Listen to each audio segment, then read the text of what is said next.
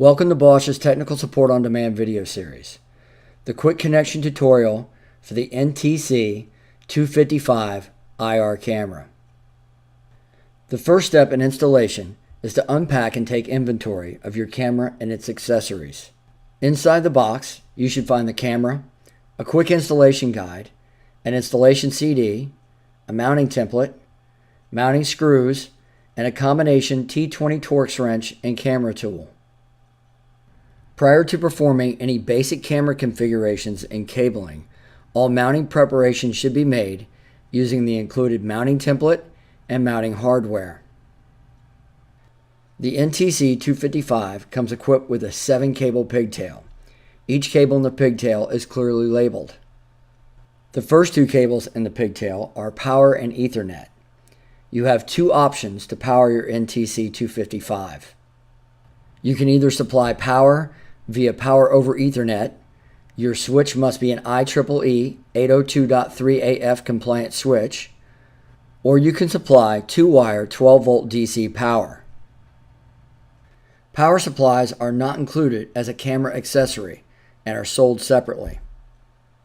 The next two cables on the pigtail are the audio cables.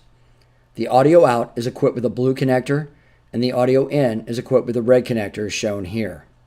And like with all other Bosch IP encoders and cameras that are audio capable, the camera comes equipped with a built-in audio preamp.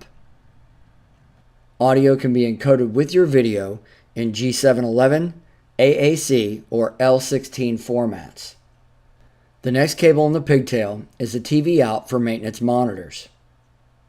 This cable will be inoperative if any IP streams are being accessed or if the camera is recording. If the TV out has been disabled due to remote access or recordings, you will receive the error message as shown here on the right-hand side of the screen.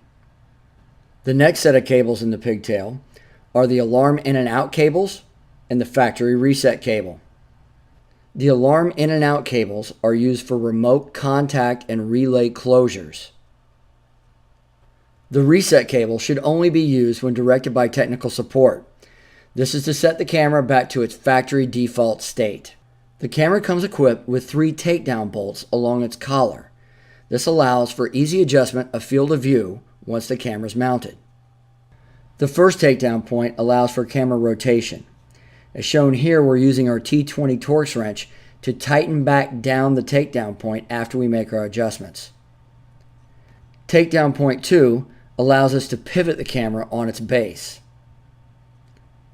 Finally, takedown point 3 allows the camera, once tilted and pointed, to rotate on its actual mounting base.